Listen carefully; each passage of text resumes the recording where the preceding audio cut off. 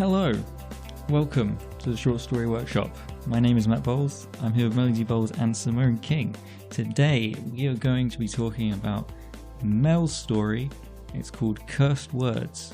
So Mel, is there anything you would like to say to introduce us to your story? My protagonist has an unusual curse, which means that everybody is compelled to talk to her, which is a real pain when you get on a train.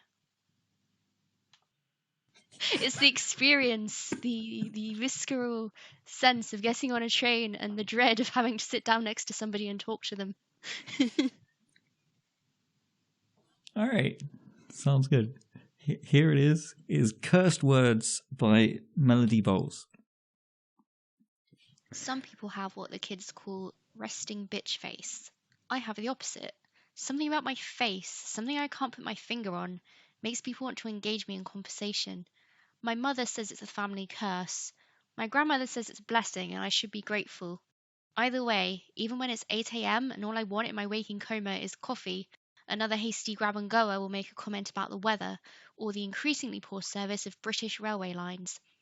I nod and smile because I like to think of myself as a polite, reasonable human being. Yes, it's raining again. Yes, all week. Yes, hope the sun comes out soon. Oh, your train was late? Mine too. It's terrible, simply terrible. Did you know in Japan they apologize if the train is so much as 30 seconds late?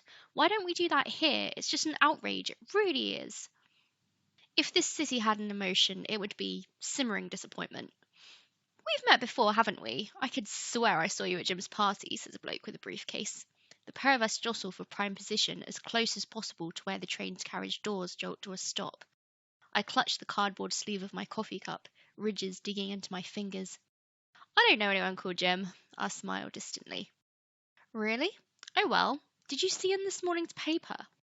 I am the queen of the small talk. It's a crown I never wanted. On the plus side, I never have to check the news. There's always someone eager to tell me what the Prime Minister's gone and done now, or which celebrity recently got pregnant. I nod along to what the bloke is saying, agreeing that the country really has gone to the dogs. It's just easier not to argue. The train draws in with a chuffing screech. I get my elbows ready, even as I step back to let out a trickle of people with backpacks and roll along cases. I board. There's not so little room I'll be left standing, but there are no free double seats either. I'll have to choose someone to sit next to. Getting the same train at the same time, I spot all the usual suspects. There's the old lady with the grandson studying in Sweden. There's the schoolboy who plays football and scores practically every goal, don't you know? On the other side of the carriage is Mary. I know her name is Mary because she is unapologetic about using her speakerphone to have loud arguments with her boyfriend, rolling her eyes at me whenever he's talking. Behind her there's a pair of men too old to be lads but still eager to talk about laddish things like Top Gear and the FTSE 100. Today I'm not in the mood for guessing if a Lincoln Continental Mark V Landau is a car or an investment fund. At the very back, I see someone new. She's dressed for the office in a prim grey skirt and sheer black tights, but her feet are clad in chunky trainers. I spot a pair of heels jutting between the handles of her handbag. Her eyes look dreamy and far away. The moment I spot the white gleam of earbuds, my mind is made up. Earbuds buys me 2 minutes of quiet, maybe even 5 if I'm lucky. I hurry to claim the seat next to hers. I have my pinched smile at the ready, a weapon to deal with the awkwardness of sharing personal space with a stranger.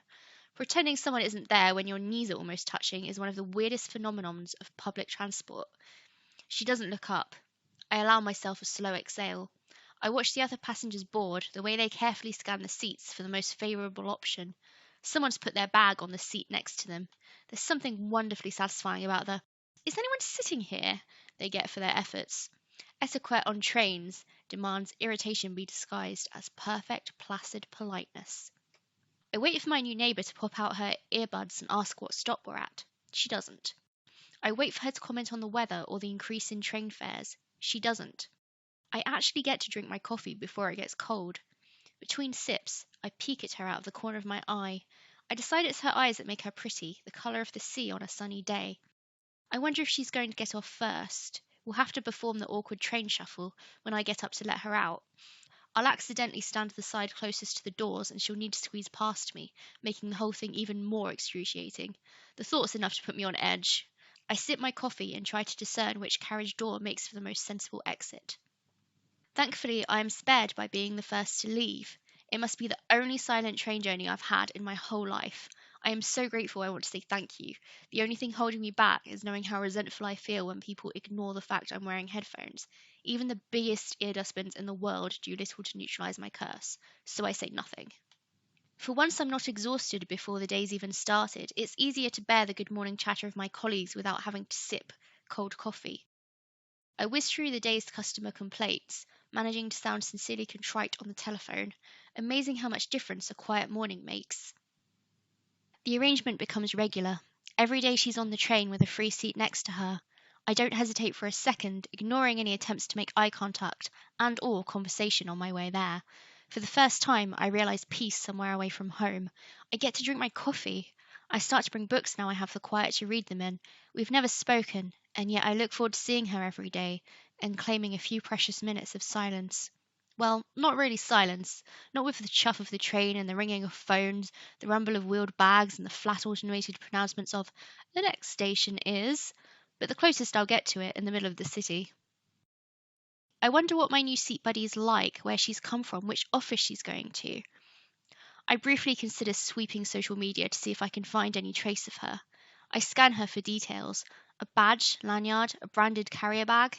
It's at the point when I'm sneaking glances at her phone to see if I can discern whether she's an Apple or an Android girl that I realise I may be a little obsessed.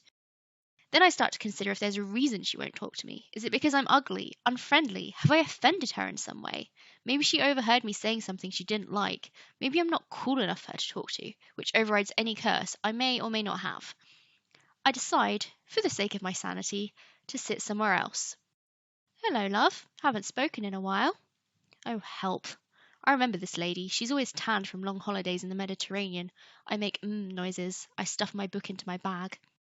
Nice to see the sunshine, isn't it? Just last year I went to Spain and I make the required impressed noises. I wonder what it would be like if I told her I wasn't interested. But that just isn't what you do, is it? Anyway, it makes her happy to talk about her holidays, and I don't have the heart to put her off. I feel my coffee growing cold. She gets off at the next stop. I hear someone else on the search for a seat and brace myself, wondering what I'll end up hearing about next. I blink, stunned. The quiet girl takes the seat next to me. I should say something, but she doesn't look at me. She sits and taps at her phone. She's still wearing earbuds. Her getting up to sit here was a purposeful decision. She was already on the train. I should say something. But what? I don't start conversations. Other people start them for me. For the rest of the journey, words gum up my throat. Everything I come up with seems stupid. When we reach my stop, she gets up without me having to ask, and she smiles.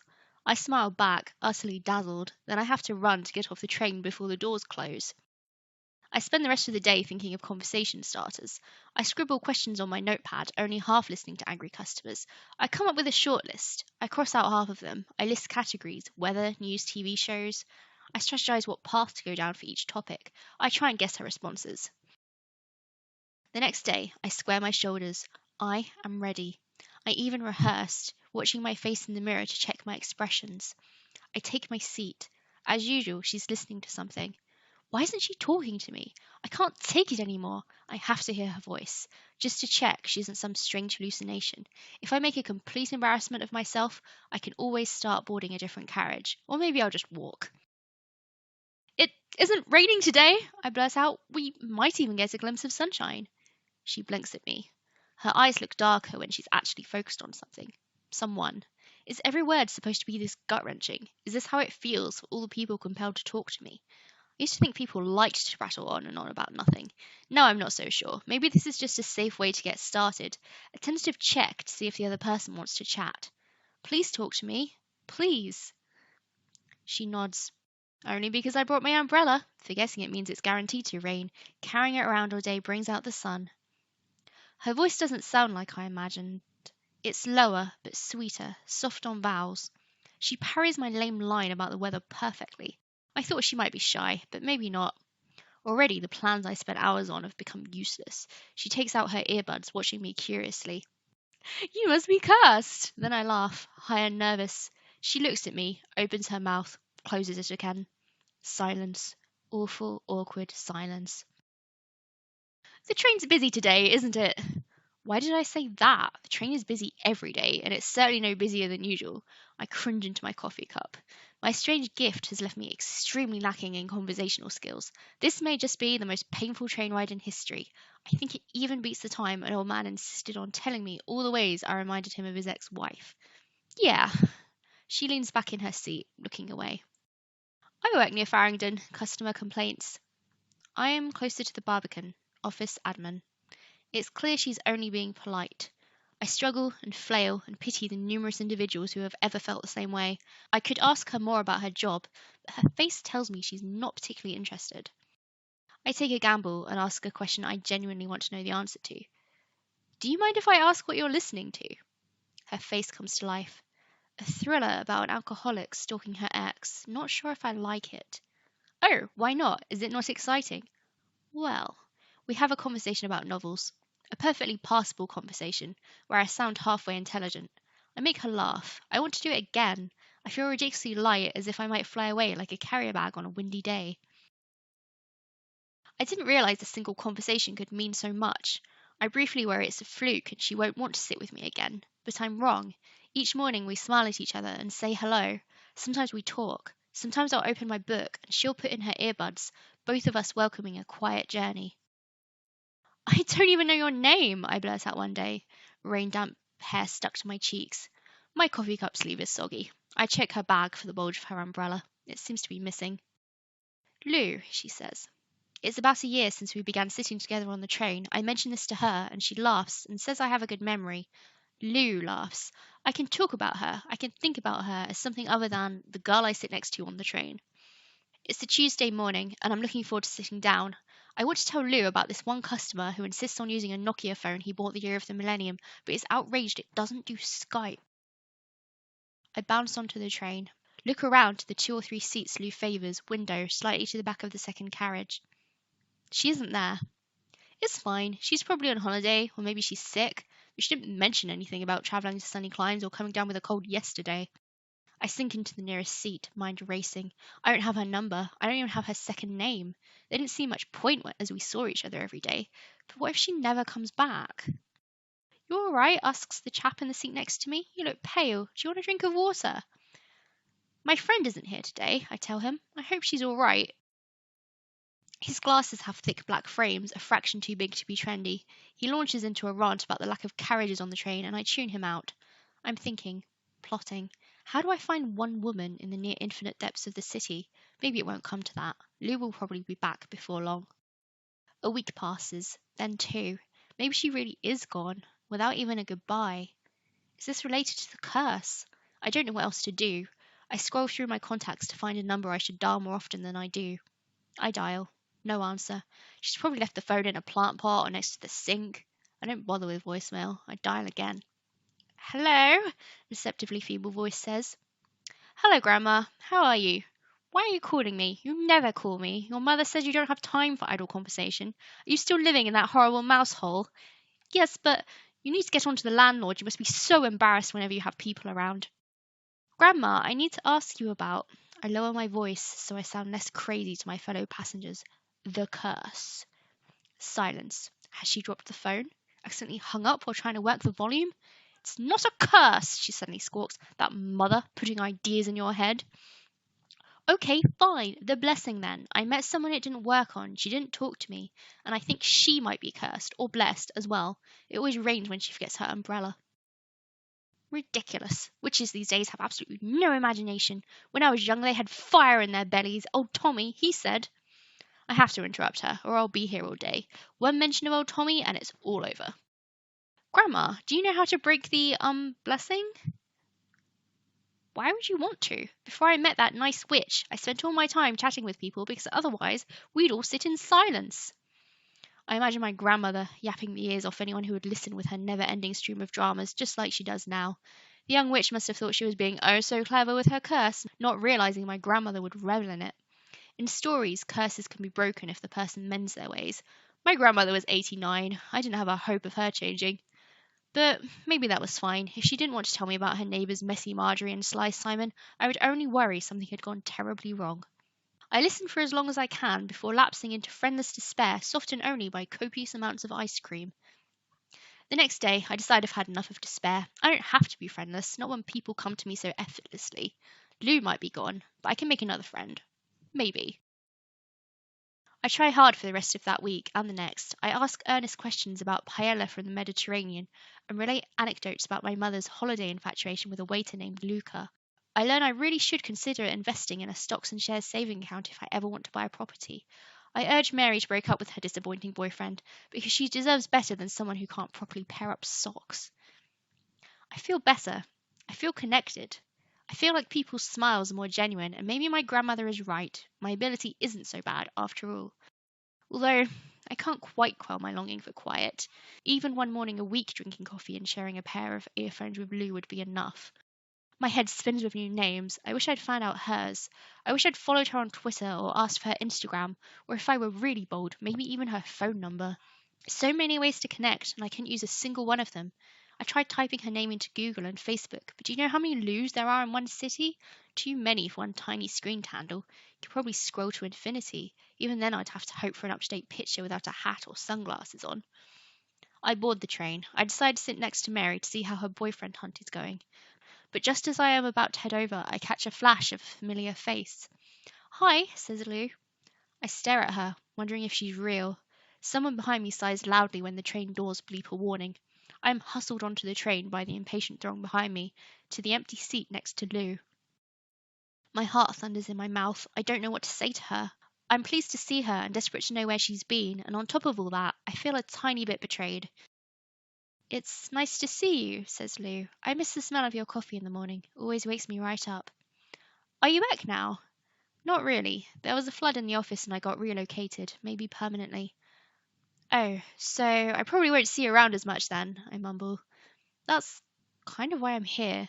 And then she gave me the most adorable look, simultaneously beguiling, sheepish, and shy. "I really miss you." "I missed you too. I wish I asked for more than your name." "Are you asking now?" she laughs. And I did. And then question after question after question.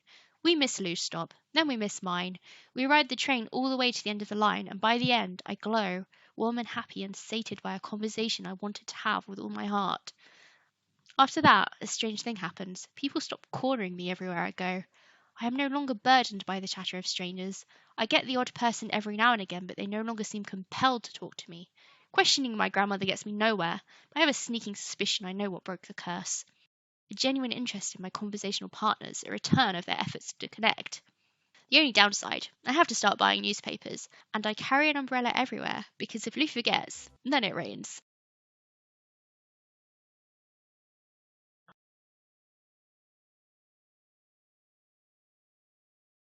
I really like this story. This story is a lot of fun because it comments on a lot of things that are very believable and relatable about public transport. She has a lovely writing style. It's very smooth and pleasant to read, never jolts you out the story. Also, it's just great fun. Very relatable. I'm internally crying from the compliment. Thank you. I like that it's a very positive story and it's just kind of upbeat and happy. I think there are not enough of those and they are not respected as much as they should be. I mean, it is a happy, upbeat story, but I think the reason the happiness of it works is because it's undercut by a very universal sense of sadness and loneliness. Like, there's so much about trying to connect with people and failing to connect with people that it can't be completely happy. There's something sad about it. Yeah, that's true. But it's because of the sadness that the happiness at the ending can triumph. It's really difficult to connect to people, I think. Well, maybe it's more difficult for some people than others, but I think it's something that's maybe difficult for some more extroverted people to understand, that if you're shy or introverted or you find talking to people hard, that it is such a sort of mountain to overcome. And we have all these ways to talk to each other now, like you can tweet someone, you can follow them on Instagram, you can text them, you can call them, you can email them. And despite all that, it can still be difficult to just sit down next to someone and make like a genuine connection where you feel like you're enjoying the conversation, you've understood what they're saying, and they've understood you. there are so many things where communication goes wrong that, I don't know, good communication is, hold on to it, it's precious. Yes, people you connect with are important. I think it is something that a lot of extroverted people can probably understand, because whether or not you're at home looking at someone through a screen, or you're at a party and like having a great night with people, but then you go home, you wake up in your bed in the morning, and it's like you will never see those people again, or like no one phones to check up if you're okay. It's like in the moment, shallow kind of connection as opposed to a deeper connection, which I think is what this story tries to get at. Like, for example, all of the people in the story who are talking to the protagonist are talking to them. Like, it's not that they're incapable of starting a conversation, it's that the conversation doesn't matter. Yeah, I guess I wanted to get across the idea that sometimes you can say a lot without really saying anything, and sometimes you don't have to say anything to say a lot, if that really convoluted sentence makes sense. It does. And I think a perfect example of that is that midpoint twist where Lou comes and sits next to her, and they don't say anything, and yet somehow it's really meaningful, and as if they're saying a lot in those actions. Yeah, that's kind of what I wanted to get across, that she said more by doing that than she would have just by saying hello. My character wants the hello, she craves it, but also that gesture of acceptance is so important. And it's also a sign that, I mean, to me, I read it as a sign that she'd been paying attention. Like, and that she was clearly aware that the protagonist was uncomfortable and, like, of her habits and that kind of thing. So it's not just a random conversation, it's I'm paying attention to you, you matter, I've thought about you. It's a strange thing to do, though, to get up from where you're sitting and then specifically sit next to someone else who usually sits next to you but didn't on this occasion. It is strange, but that's why it works as a twist. And why it's kind of, it takes you by surprise, but it's still such a lovely gesture. Like, it's not the type of thing you'd think of doing until you're doing it. I was going to say, I'm trying to think if this has actually happened to me or if I've seen it happen to other people. I mean, I've moved seats on a train before to sit next to someone, but that's just because it was initially busy, and then when the seat up moved open next to my friend, I moved there so we can talk. But that was with a pre-existing relationship more so than what the protagonist and Lou have. I don't know, I just thought the idea would be cool because I didn't want my character. I guess I was aware that my character was a little bit creepy getting this interested in someone she'd had like a vague kind of contact with on a train. I wanted to show that reciprocated and the interest was reciprocated in some way. If it would have felt tonally different if that didn't happen. I just like to imagine a parallel universe where Lou just completely misread the situation and the main character is like, why won't this girl leave me alone?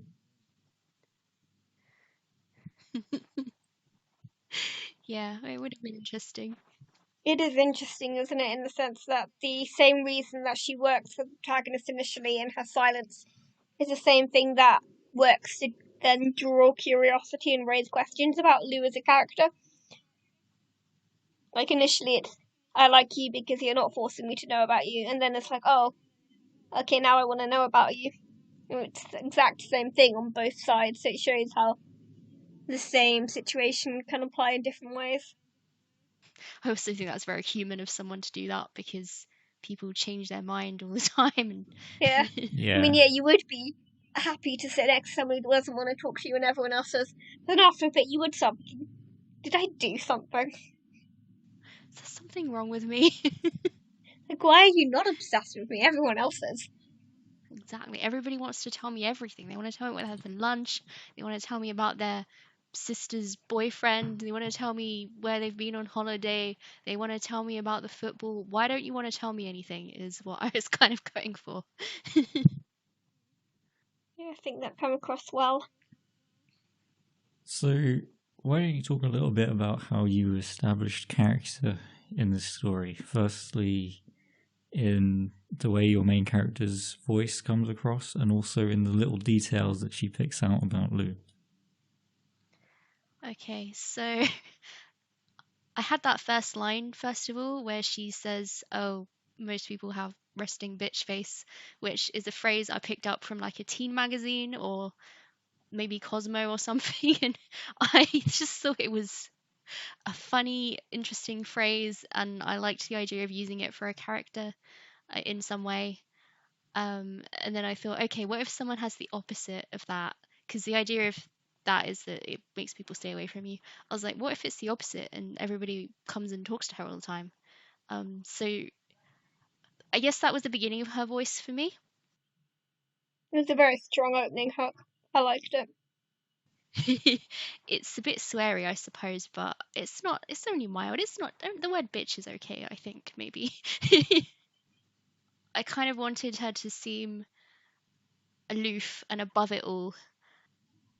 I liked the recurring symbol of the coffee cup. It was a very small touch, but I liked it as a kind of thread throughout all of the different time periods in the story. She always had a coffee cup, to the point that Lou distinguished her by the coffee cup and the scent of coffee in the mornings.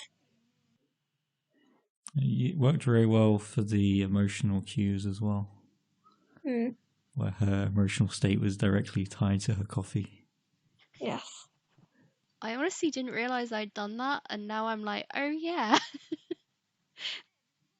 that's exactly right. I am clever. Another bit that I loved was not the coffee cup, but it's the bit when it's examples of people trying to talk to her at the beginning, and there's that whole bit of we've met before, haven't we? And I didn't know anyone called Jim. One is just really good example of subtext in dialogue between the conflict of wanting to talk to someone and not want to talk to someone. But then it's the bit that you cut it off by her going, "I'm the queen of small talk." It's like, oh wow, this guy is so boring. The narrators just cut him off cold. Yeah, she doesn't have much patience for people at this point. But she's still very kind to them for the most part. Like she's not impolite. She's not impolite. She just wants to avoid them, and she just gets a bit. She loses patience with it, I suppose. So I wanted to give her a kind of journey where she goes, maybe I'm being a bit unfair on people because they're just. I mean, I guess I wanted to get across that these kind of conversations usually someone making that kind of talk with you wants to get to know you, and it will bleed into deeper conversations later on. It's not always just talking for the sake of talking, but it was difficult to move my character past that because she was like in her head she is just done. She is like, I don't want to hear about anybody else, I don't care anymore. I guess it's kind of different because on the train she always sees the same people, because I know that from when I used to commute on it wasn't the underground, but I used to get a train in one of the to Bromley every day, and I would always see the same people. I wonder if like I should say hi, but um they kind of all had their little groups, and like if I did overhear them, they were never talking about anything that I thought was particularly interesting. So I guess in this sense the character is executing some of my own very judgmental thoughts. But I mean, how interesting are you at like 8:30 in the morning on your way to work? Like, your brain is dead. At least mine is. I don't remember what my point was. I think my point was I wanted to give her an arc where she realized that she should stop being such a moody cow. We've talked about the perspective character, and you've shown her how she is through her voice, and she has quite a nice arc as well, which works really nicely. But what about Lou? Because her character is not as clear immediately, because we only see her from outside, and I think you try and keep this air of mystery around her, right? Because that's what the main character is interested in. But then you also have little details like the shoes, like she's wearing the trainers and then the heels are in her bag, and I feel like that tells us something about her. So perhaps you could talk a bit about the ways that you characterize her very quickly, because you really don't have much space in a short story, right? Right. So I unashamedly grabbed the detail about the shoes from real life. I went to the London office of my employer which is kind of in the heart of the city of London, the financial area. And there were loads of ladies walking around in very prim blouses and pencil skirts and nice blazers, but they were wearing these massive, chunky trainers. I was kind of looking at them going, what? And then on one of them, I saw that she had the handles over the handles of her bag. She had her high heels, and I was like, oh, okay. So obviously, if you're walking around and going up and down the escalators on the underground, you don't want to wear high heels because you're going to be slow, and Londoners will just hustle you out of the way. So I grabbed the detail from there. And I really based Lou on one of those people that I saw and like trying to imagine who they were and where they were going. So probably to an office somewhere, maybe not to do a very glamorous job. Maybe their job is just to get the coffees. Saw a lot of them carrying like big trays of coffee from Starbucks or whatever. I think that's a PA job really some of the time. So I used the sort of observations I made to make the character of Lou from. I don't I don't always draw from real life, but when I do, it's easy to make a character quickly because I tend to notice the strange things or things that I find strange that I can then draw out in the story. Like maybe you don't think that's weird if you like see it every day in London, but for me that was really strange. Like why would you carry two pairs of shoes? Yeah. And you usually write quite a lot of fantasy, right? So I thought maybe this was quite a departure from the way that you usually come up with characters. Yeah, it is. I usually base my characters on other characters rather than I guess on real actual people I see walking around in the world. But I think maybe some of it came from so I've done like loads of workshops so like how to write short stories and there's always an exercise where they say think of a person you see around a lot in real life and then imagine a story from their point of view, which I've done a few times and it can be helpful. It doesn't always work for me because I don't not really depends how if I've seen someone interesting that I think I want to write a story about I suppose, but it did work here because it wasn't my perspective. I think when it's not the perspective character, I find it a more useful method because you don't need to go into a lot of depth with them or as much depth. If this was a longer work, I would probably go more into Lou's character, but it's not. So I just need to draw her quickly and pick something recognizable, but also add little details that make her stand out and make you remember her and make her seem interesting. As a tiny detail, I did like that she was reading The Girl on the Train. Like, it doesn't really add anything to the story, but also, they're on a train. It's about a girl who disappears, and then she disappears. Thank you for noticing my joke. I'm so happy you did. Yeah, made me chuckle. I worried nobody would get it. I mean, I read that book on a train, and I was like, I'm reading a book about a train, on a train. Yeah, so at one point Lou mentions she's reading a book about an alcoholic. It's basically a very short version of the plot of The Girl on the Train by Paula Hawkins. Because I think I'm I funny. wondered what that was about. It's a little Easter egg, I think, to people who recognise the book. Like, doesn't affect the story, but if you have read the book, it's just a nice little added cherry. Should we talk about setting? So I was thinking about setting when reading this story because all of the action takes place on a train, and I think you get across the bustle of the London commute quite well, even though you don't actually stop to, I guess, describe the physical train itself that much. But at the same time, I still thought that the setting came across really strongly and really shaped the narrative story, just because the plot couldn't possibly happen anywhere other than a train if I was trying to really think about it.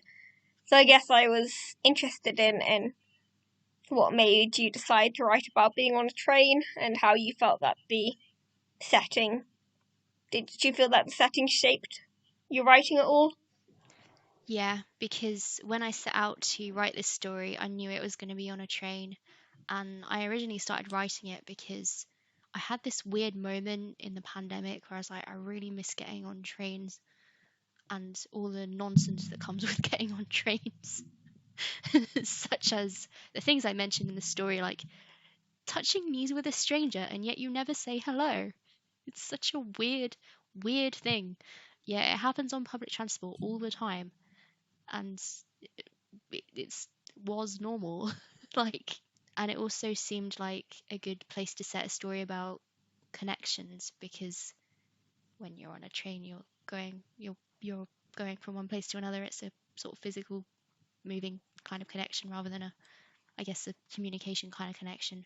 But I thought that it worked well as well, because it means it also gives her somewhere where she sees the same people every day, which felt important for the thrust of the story, especially later on when she, tries really hard to kind of talk and connect to these people. The fact that she already knows them is helpful, and it means I can call back to minor characters and put in stupid lines about their boyfriends not being able to pair socks and all the fun stuff.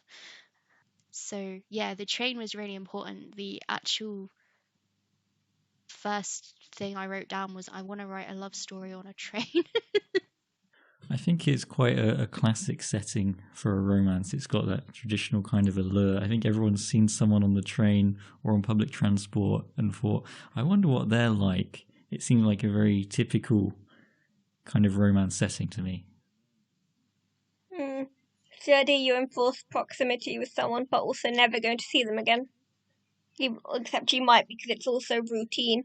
But at the same time, half the time there's no expectation to really talk to anyone you're on a train with. Like, I commuted for 3 years and I didn't have a single conversation with anyone I commuted with. Except when the train was late. I had mixed experiences. So there were some kind of trains where, yeah, no one would. If you're on the London Underground, no one is going to talk to you, and that's fine. If you're on like the sort of more, I guess, regional trains, you often get someone, or I don't know if it's just my face or whatever, but I've had people randomly want to chat with me like a few times. There was a guy from the army, that was fun. A old lady who told me a lot about her children, and yeah, so I think it varies, but I guess my story is not really realistic, because you probably wouldn't have that many people wanting to talk to you if you're commuting on the train every day. So there's a bit of artistic license. That's why I thought like it would be good to have that kind of curse in play as well, and also adds that little fantasy element, which is something I enjoy, makes it a bit interesting. I feel like since that aspect of her character is established at the very beginning, it's basically part of your premise, and you're allowed quite a lot of leeway in terms of what your premise is. People don't worry so much about realism when it's what the story is about, right? I do like a dash of magical realism. So did the setting work for you guys then, even though I didn't really describe the train?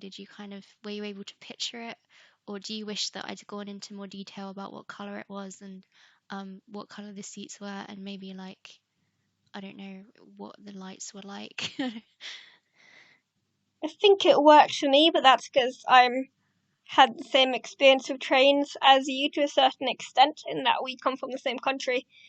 I was remember thinking when I was reading it if it would have the same impact to someone who hadn't had that experience of being on the busy tube lines or train lines for a commute.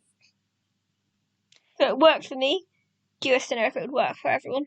Yeah, I would be curious to know as well. Maybe if you live in a small town, you've never been to the big city, you're just reading this going, this sounds ridiculous. Why would you do that? Why is she getting her elbows ready? What is she going to do? Yeah. What the heck is the awkward train shuffle?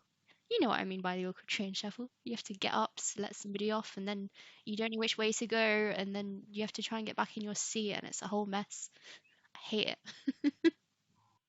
But I think the setting worked really well as a kind of because the whole point of the setting is to give characters a way to work through their problems in a more interesting way than them just sitting at a table talking to each other, right? Yeah. Like, that's one of the functions of setting in story writing. Along with, of course, the characters fighting the setting, which is also a part of commuting on trains because you have to get ready to try and get on the train and deal with the limited space. So it's its own form of narrative tension. Builds in conflict. Yeah, I liked it. Feels like a very natural fit for this kind of romance story. It's a very universal kind of setting. Most people have been on a train, or at least not being on a train is kind of like, and that's very useful when you're writing a short story because you can't build a setting from scratch so much. No, it's useful to have touchstone references that everyone will get very quickly. It's like archetypes. Yeah.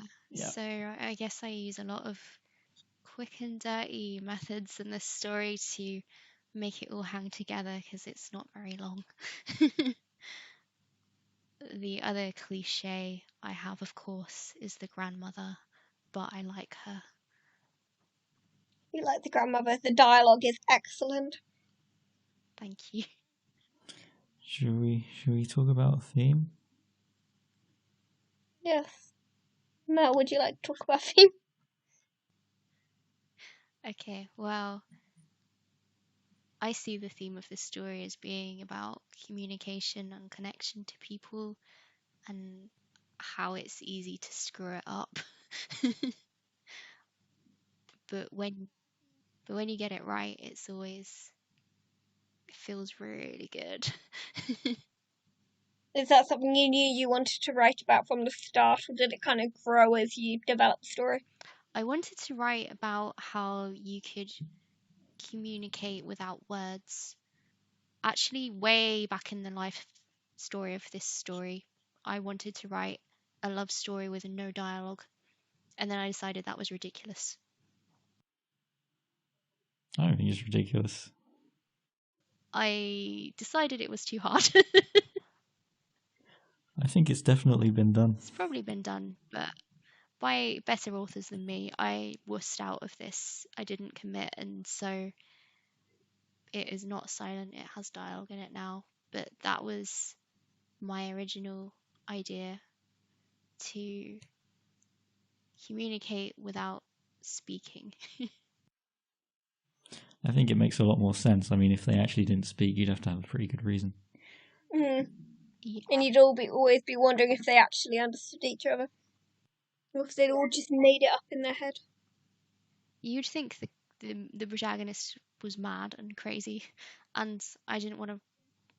I mean, that could be an interesting story, but that wasn't the one that I wanted to write.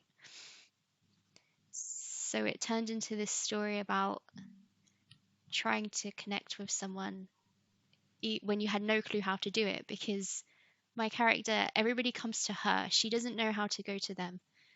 And I wanted her to learn how to do it over the course of the story. I do like that your premise, therefore, was that that she liked Lou precisely because she didn't have to connect with her in any way. Yeah. Like the silence. It's just slightly contradictory in that way, but I think that makes it fun. I feel like that works, though. And that is kind of the flip side, isn't it? Because I think that almost brings out your point more because it juxtaposes their connection with the other connections in the story that are initially introduced with the kind of babble, I guess, of people who aren't really talking about anything. It's like the idea of people talking through each other, talking at each other, which is what the protagonist and her grandmother do. Like, the protagonist calls her up with a specific reason to talk, and then the grandmother just almost completely ignores her questions and just talks about something else instead. Yeah, I did enjoy writing like that conversation for the reason that the protagonist wants to break the curse, and the grandma was just like, "Why would you want to do that? Don't be silly. The curse is great. I love it. It's a blessing. Shut up." Yeah, immediately move on to the more pressing matters. Exactly. I must tell you about my neighbors. A lot of people do that though, not just. I don't want to. I don't want people to think that I'm dissing grandmothers. I'm not. A lot of people do that. You kind of go in wanting to talk to them about something specific, and then they kind of go off on a long tangent and you sit there wondering how you're going to bring it back. It doesn't really make you any better than them though, because you're not really listening to what they're saying. It's a really difficult kind of situation. It is, but it's also an excellent example of how to write dialogue in fiction. With the idea of two characters come into a scene with two conflicting motivations, and the dialogue or the scene is them both trying to get what they want out of the conversation despite being in opposition to each other, even when they're seeming to get on in the conversation. If you heard it without my character's perspective, you'd think it sounded like a perfectly okay conversation, probably. But you have that bit where she's like, "Oh, she's going off about this person again. No, I have to interrupt her before it's too late." I was worried about this conversation actually. I thought it felt too exposition-y, but then I thought that I needed information about the curse to make the end work, and I didn't know how else to put it in, so I ended up with this conversation. I think it works because of where you put it. Because it would have come across as, I think, too exposition-y if it was earlier on or later in the story. But the main character had a specific reason at that point for trying to break the curse, which means that she had a specific reason for bringing it up, and therefore the exposition worked because it was also a character beat of them taking action to try and overcome an obstacle, only to be hit by the other obstacle, which was the grandmother basically refusing to talk about it or not engaging with her concerns. So it worked as a conflict, even though it was exposition. Yeah, I like the way the conversation was handled in that sense, and that it builds character, and you have that conflict built in. I'm less sure about one thing, which has changed from the original version of this that I read, where you've made the curse more concrete, it feels, by having that conversation. It's something that the family know about. It seems like a very definite thing, whereas before I felt it was a lot more ambiguous. Was that a conscious decision? I felt like my previous draft was too wishy-washy and it didn't answer enough questions. I don't know how you felt about it, but when I reread it, I was just a bit like, what have I written? This isn't, I don't know. I think I was trying to go for the less is more approach, but I don't find it very satisfying when I get to the end and I still don't really know what happened. So I was trying to circumvent that a bit, and now I think maybe I've gone too far the other way and I hit you over the head with a hammer instead. I mean, which approach do you prefer?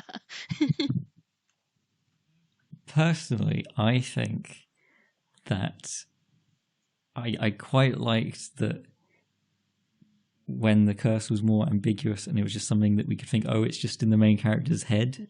She's just kind of imagining it, Yeah. right? I felt that felt more grounded to me. I feel like when you explicitly addressed it and said, okay, now she's going to break the curse, it felt a bit too genre-y in what is, on the face of it, mostly a very realistic story set in the real world.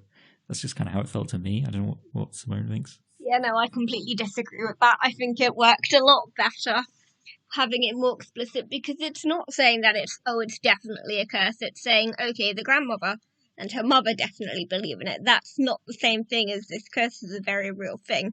It's, okay, it's very real to them and it's like a family mythology that they believe in. It still leaves it up to us to decide if it's actually a real thing or not.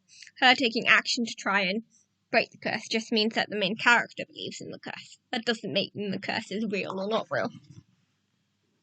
That's true, but the fact that the main character believes it's real makes it seem like it's real. Like in a story with this type of a perspective, if the main character believes it, it might as well be true.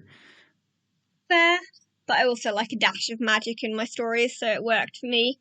I liked the idea that people could have these tiny curses that kind of, like, they're almost just extreme versions of things that happen in real life.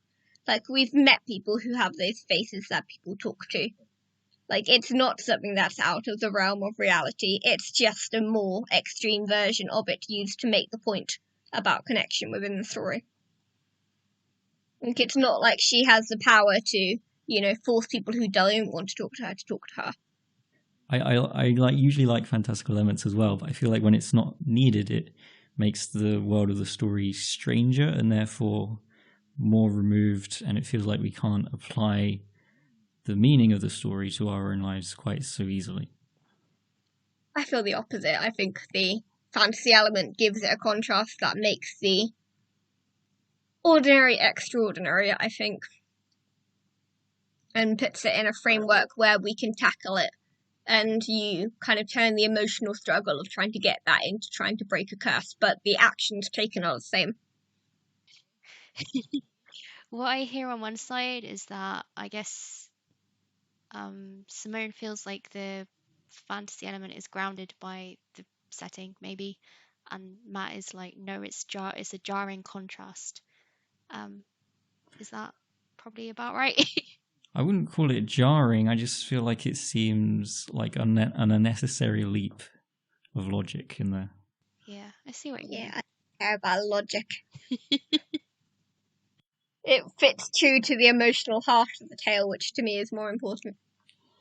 I think I was hoping that I would get away with the fantasy element because of the, I guess, more realistic setting. I'm sure I went to some sort of panel which was about grounding fantasy, and a lot of people use setting to do it. So I thought I would try. Listeners, you decide if you think it worked. Yes. No, I think it works partially because she's not the only one with a curse as well. Like, Lou's got her little curse about whenever she brings an umbrella, which is another really ordinary thing. Like, I know I've had the thought before, but oh my god, it always rains when I don't bring my umbrella.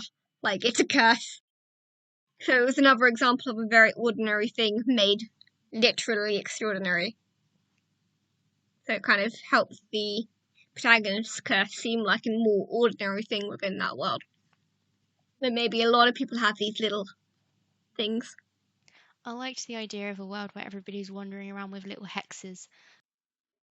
Maybe that's why the boyfriend can't match his socks. Yeah, maybe. I like that. But I didn't really have enough room to develop it, so you end up with Lou's curse, which is, I mean, I guess because of the main character, it's not as ambiguous as it was in the first draft. It's not. It's only addressed a couple of times. I had a question about this actually. Do you think that it adds flavor to the setting and the world, or do you think that it detracts from the main character and makes it more confusing? I think it adds. I think it complements. Yeah, agreed. Cool. It could be stranger if it was just her with this curse. Yes. Yes, that's what I was trying to say. Because I did wonder at one point if I should take it out. No, it makes that opening line of, oh, you must be cursed, and she looks at her like kind of wide-eyed. Makes so much more sense, because I can just imagine her internal dialogue being like, oh my god, how does she know? Scrap subplot, if this was going to be a longer story, was that the protagonist's grandmother knew somehow, had some kind of cursed network that she accessed through the Facebook and tracked down the witch that cursed Lou's family, and the main character found her that way. And I was like, no, this is too much, this is too extra, this is a short story, don't make it complicated. Yeah, that's too far. That would have been As too much as I far. love the idea. Good call. Hilarious, but good call cutting it. I had such trouble writing the end of this story. I kept going off on like wild goose chases, such as the one I just explained. And it was actually something Matt said that made me go, I am overthinking this. I need to calm down. Yeah, I did literally tell you that you were overthinking it. Yeah, and you were right. Because after that, I was like, you're right. Why am I trying to add in like a whole new subplot and like I don't know, such a tiny story? Just make the ending make sense. That's all you need to do. All you need to do is explain why the curse is broken and have the main character break it, and also have Lou turn up again some way and establish a connection. So that was like maybe 4 things that I needed to do, and I did it in 2 or 3 handful of paragraphs, and that was the end. Whereas before I was stuck completely. And I don't know why, because the way I write stories means that I usually don't get stuck on the end, because I usually write the end second. I usually write the beginning, write the end, fill in the middle. I was thinking maybe I've had trouble filling the middle in because it was like to get to the end was a big leap. I thought maybe it was because after feedback on your first draft, you had to change your ending more or less. So then you didn't have the same structure of working toward your ending because it was the ending that had to change. Is that accurate? Yeah, but I didn't change the ending. Well, Not the very it feels ending. like you did. I made it clear. Feels like you changed the ending. So even in the original draft, the ending happened. Well, the ending was supposed to happen because the main character reached out and made a genuine connection. But in the first draft, it wasn't obvious at all. It was really confusing. So it's the paragraph at the end is mostly the same. Yeah, but like when we say the ending of the story, we don't mean the last paragraph. I mean, usually the ending is like the last, like at least 20%, right? Okay. Yeah, in that case, I did change it quite a lot because I needed to essentially add like Act 3. Having now gone through that process, do you think there is something you've learnt about it that might help you in the future if you come across a similar situation? Don't throw more ideas at it. You already have ideas. Use the ideas you already have. Don't start thinking of new ones. That's the problem with my brain. It thinks chucking new ideas in the plot will make it better, but it won't. I think in the original, you really just had to elaborate on what you already had, right? In this case. Yeah. I think I read some writing advice in that you should never really introduce new elements in the last third of your story, because at that point you're not solving it based on the relationships and ideas that you've built up throughout the story. You're solving it based on like a deus ex machina of something new, which the reader could never have feasibly seen. Like a twist is one thing, but like completely including new elements that then resolve the plot kind of takes power away from the rest of your plot. Yeah, I heard a similar version in that you should only introduce new elements in the first half. It's the same idea of that it shouldn't be a new idea that fixes everything. It's like Harry Potter is fighting Voldemort, except in the end, suddenly there's been a legion of muggles fighting him all along and they come and shoot him. It's like, you'd just be sitting there like, what the hell? Yeah. Okay, I think this advice exists for a good reason then. I've not heard it before, but I probably needed to hear it or needed to work it out. I mean, usually the first half of the story is setting things up, and then often the ending kind of addresses them in reverse order, right? So the very first question you posed is the very last one you'll answer. Yeah, like set up your dominoes and watch them fall. Yeah. All right. Thanks for listening. As always, you can find all of our stories and our previous episodes on our website at shortstoryworkshop.com. If you would like to contact us, you can do so via Twitter. I am at MattBWriter, Mel. At Ficaholic. And Simone. T_M_typewriter, also known as the modern typewriter. Thanks again for listening, and thanks to Mel for a brilliant story. And we'll be back with another story next week. Goodbye.